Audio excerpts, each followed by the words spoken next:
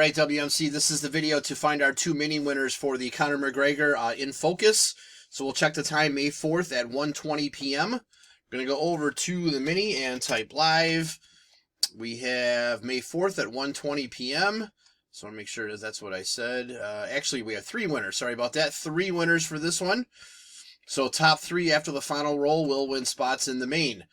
So, again, May 4th at 1:20. There's the list of our 20 entries.